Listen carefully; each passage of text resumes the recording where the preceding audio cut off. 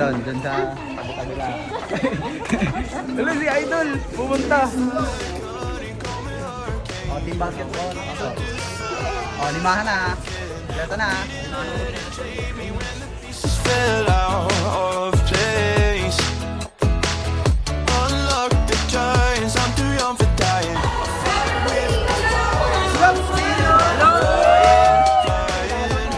Feeding and flying, flying. Some may never come. Road trips and shotguns. Sunshine on my skin. Smile is kicking in. Fire in the air. Jumping everywhere. Endless nights. Summer's on my mind.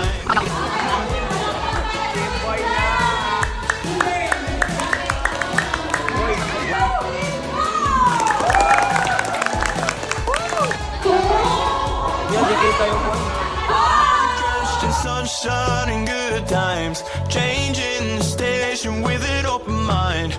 I don't wanna sound selfish, but I'm not coming back.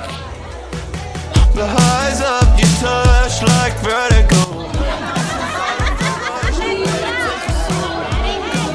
Like I could breathe in space.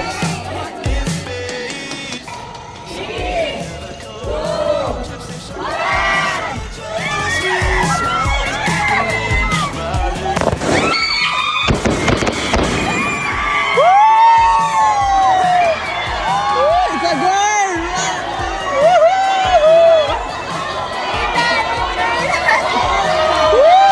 Oh, God!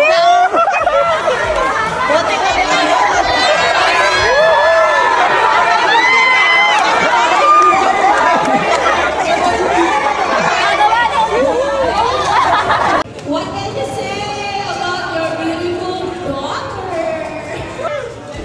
Actually, nung yung nagpaplano kami, ako sama namin, kapag babae ulit, may plus one pa. Pero kapag lalaki, punto na.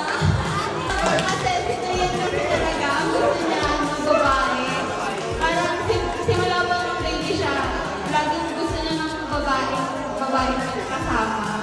Kaya lagi yung kapatid kong bunso yung hila-hila niya kasi gusto niya ng Ana, siya na daw kasi si Elsie. Uy, happy ako totoo. Boss, ganda yung mga dyan. Thank you kasi meron na finally meron na akong Ana and Elsa. Yay!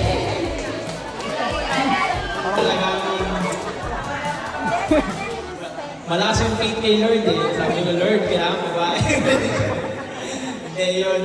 Sobrang grabe, sobrang na-speechless ako kasi sabi ko sa kanya, open ako sa wife ko na sabi ko, kung gusto yung anak namin, talagang mas kasi ako sa babae. Niya sa Frozen na movie, yung Elsa and Anna, para hindi na siya nangihiram ng tita MM niya. Pero yun, sobrang thankful ako kasi regardless of gender actually, thankful ako sa Lord kasi binigyan niya kami ng healthy na baby and yun, thankful ako kasi pareho silang healthy and gaya na sabi nyo and gaya na rin narinig nyo, meron pa last one!